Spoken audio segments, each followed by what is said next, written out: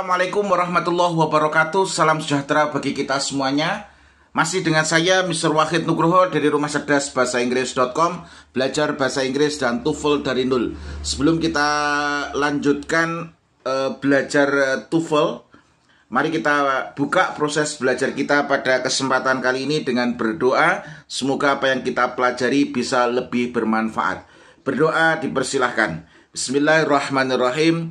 Allahumma sholli ala Sayyidina Muhammad wa ala ali Sayyidina Muhammad. Allahumma rizukna fahman nabiyyin wa hifdzal mursalin wa ilhamal malaikatil muqarrabin. Rabbi zidna ilman nafi'a wa rizukna fahma wa ja'alna min ibadika sholihin. Amin ya rabbal alamin.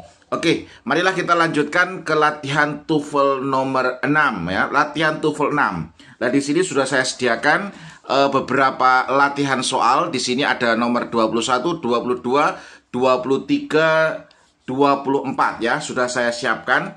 Nah, bagi teman-teman yang belum menonton untuk latihan nomor 1 sampai nomor 20, Anda bisa lihat atau Anda bisa scroll channel YouTube Rumah Cerdas Bahasa Inggris. Dan latihan sebelumnya sudah saya bahas ini soal nomor berapa ini? Soal nomor 16 sampai nomor 20 ini sudah saya bahas. Begitu juga nomor 13 sampai nomor 15 ini sudah saya bahas. Dan mari kita lanjutkan ke latihan TOEFL latihan TOEFL 6, soal nomor 21 sampai nomor 24. Oke, mari kita langsung bahas soal nomor 21. Despite of the increase in airfares, most people still prefer to travel by plane. Nah, di sini ini yang salah yang mana? Yang perlu Bapak Ibu ketahui bahwasanya ketika ada konektor.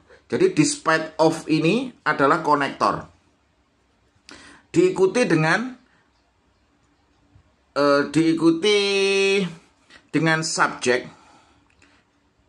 Despite of the fact. Nah, di sini Anda bisa buka dulu latihannya, ada di chapter 28. Di bab 28 ini ya, description of sentence bab 28. Nah, ini sebenarnya cara mudahnya seperti ini. Cara mudahnya seperti ini, teman-teman. Bahwasanya Anda harus bisa membedakan antara despite sama in spite. Nah, ini ya, Anda harus tahu di sini. Nah, di sini in spite itu diikuti dengan of. In spite of the fact that. Nah, artinya meskipun. Kalau despite ini tanpa diikuti of, Ingat, in spite itu diikuti of, tapi kalau despite tanpa diikuti of. Langsung despite the fact that. Nah, di situ ya. Despite the fact that. Contohnya di sini. Despite being late, they didn't. Nah, di sini they didn't hurry to school. Nah, jadi di situ despite itu tanpa diikuti of, tapi kalau in spite diikuti dengan of. Makanya di sini kita bisa melihat bahwasanya kalau despite diikuti of berarti ini salah. Gitu aja. Cara nganalisisnya mudah. Saya ulangi lagi, kalau despite itu tanpa of, tapi kalau in spite ini harus diikuti of. Despite the fact that, in spite of the fact, in spite of the fact that. Despite the fact, ini ya, mohon maaf. Nah, ini. In spite of the fact that. Kalau despite the fact that. Intinya pokoknya kalau in spite diikuti of, kalau despite tanpa diikuti of. Gitu aja. Kemudian, soal nomor 22 ya, mudah saja. All of these students must have an identification card in order to check books out of the library. Ini yang salah yang mana? Nah, kita harus tahu bahwasanya yang salah di sini adalah yang A. Kenapa? Karena we ini subjek. Tapi kok diikuti dengan kata benda noun. Berarti ini salah. Ini yang benar bukan we, tapi all of our students. Nah, ini harusnya all of our students. Ini bukan subjek, tapi ini adalah apa? Possessive adjective. Yang diikuti dengan noun itu adalah possessive adjective lah. Ini materi yang di awal sekali ini. Kalau di buku konsep belajar TOEFL dari nol, ini adalah materi yang di awal sebelum kita belajar tenses ya. Nah, di situ ya. Jadi di sini possessive adjective itu harus diikuti noun.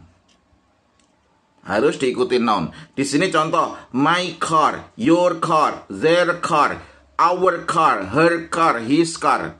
Nah, ini ya, its car. Lah, ini. Jadi yang diikuti noun itu adalah possessive adjective. Kalau subjek itu tidak boleh diikuti dengan noun. Oke. Jadi ini yang salah yang mana? Ini yang salah adalah yang A. Harusnya apa? Our students. Kalau yang B bagaimana? Must ini apa? Must itu adalah modal, harus diikuti dengan have. Have itu adalah bentuk asli. Nah, berarti have-nya benar, gak masalah. Terus book out of ini juga gak masalah. Ini oke. Yang salah yang mana tadi? Yang salah adalah we-nya. Harusnya di sini bukan subjek, tapi harusnya adalah possessive adjective. Jadi harusnya our students. Oke. Terus kemudian soal nomor 23 ya. Columbus Day is celebrated lah. Jadi Columbus Day is celebrated. Ini nggak masalah. Kenapa? Karena ini adalah bentuk kalimat pasif. Lah, kalimat pasif itu rumusnya adalah be plus verb 3. Jadi hari Columbus itu dirayakan. Nah, ini kan bukan hari Columbus itu merayakan, tapi di sini adalah dirayakan. Nah, ini adalah bentuk kalimat pasif. On the 12th of October, because on that day in 1492 Christopher Columbus first landed in the Americas. Lah, di sini ini yang salah yang mana? Oke. Ini yang salah yang C. Harusnya bagaimana? Harusnya 12 itu ingat untuk membaca tanggal. Untuk membaca tanggal itu pakai ordinal number. Untuk membaca tanggal harus menggunakan ordinal number, bilangan tingkatan. Contoh di situ ada first, second, third, fourth. Kalau 12 ini harusnya ada TH-nya di sini. 12. Kalau 12 tanpa TH, seperti ini adalah cardinal number. Number. Jadi cardinal number seperti 1, 2, 3, 4, 1, 2. Kalau membaca tanggal di sini harus pakai ordinal number ya. Harus pakai apa? Ordinal number atau bilangan tingkatan. First, second, third, fourth. Nah, ini harusnya 12 ada TH-nya. Makanya yang salah yang C. Kalau on boleh nggak, sir? Ketika ada tanggal, ada bulan, minimal ada 2, ada tanggal, ada bulan, maka di situ harus pakai on. Kalau bulan saja, ini pakai in. Kalau in Oktober, kalau bulan saja. Karena ini ada tanggalnya, ada bulannya, maka pakai on. Bulan tahun itu juga pakai on. Minimal ada 2, maka di situ harus pakai on. Oke. Kemudian nomor 24-nya kita sudah bahas nomor 23. Intinya kalau membaca tanggal itu harus pakai ordinal number, bukan cardinal number. Kalau cardinal number ini salah. Oke, kemudian soal nomor 24. One of the most influenced newspaper in the US is the New York Times, which is widely distributed throw out the word. Ini yang salah yang mana? Ini yang salah adalah influence. Ini yang salah. Kenapa influence itu salah? Ingat, the most ini adalah superlatif. Superlative degree. Superlative degree lah. Ini babnya kalau di buku konsep belajar TOEFL dari nol, Anda bisa lihat di the comparison of adjective ya. Anda buka di bab the comparison of adjective. Di situ ada babnya adalah the comparison of adjective. Di situ the comparison of adjective, di situ chapter 20 halaman 177. Anda bisa buka 177. 177. Lah di situ di buku konsep belajar TOEFL dari nol, the comparison of adjective, di situ bab 20, di situ ada positive degree. Lah di sini ada positive degree. Terus yang kedua di situ ada apa? Comparative degree. Lah komparatif nanti ada single komparatif, ada double komparatif, ada double komparatif, yang terakhir adalah superlatif. Superlative degree ini artinya atau paling, minimal 3. Kalau komparatif minimal 2. Kalau superlatif 3 itu berarti sudah artinya Nah, di sini ini harus diikuti dengan kata sifat ini ya. Jadi harus comparison, the superlative degree of comparison itu harus diikuti dengan kata sifat. Contoh, Hafid is the most diligent. Nah, diligent ini adalah adjektif. Students adalah noun-nya. Nah, di sini the richest man. The richest di sini adalah adjektif juga.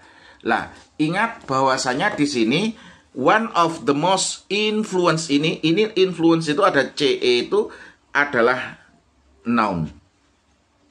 Berarti salah. Harusnya apa? Bisa jadi ini adalah influential newspaper. Lah, newspapernya ini adalah noun-nya. Berarti yang salah yang B. Kenapa yang B yang salah? Karena di sini harusnya harusnya adalah adjektif. Ini harusnya apa? Adjektif. Yakni influential, bukan noun. Kalau influence itu noun, harusnya adalah adjektif, yaitu influential newspaper. Lah, kalau the most ini oke, nggak masalah karena ini artinya paling atau Kemudian di sini is. Kenapa is? Ini nggak masalah is. Karena apa? Di sini adalah one. Ini kan of, berarti one. Berarti ini pakai is, berarti nggak masalah. Oke. Kemudian widely distributed. Nah, widely distributed, wide itu artinya dengan luas itu. Jadi didistribusikan secara luas. Ini dengan luas, ini berarti ini adalah adverb of manner. Nah, distributed ini adalah verbnya. Nah, berarti adverb of manner menerangkan verb. Jadi distribusikan dengan luas. Nah, artinya di sini ini nggak masalah. Oke, jadi yang salah yang mana, sir? Yang salah adalah yang B. Harusnya influential, bukan influence. Oke, sekian untuk latihan soal nomor 21 sampai nomor 24. Terus belajar tingkatkan kemampuan, dan saya senang sekali kemarin ada testimoni baik itu dari WA ataupun dari channel YouTube di video sebelumnya.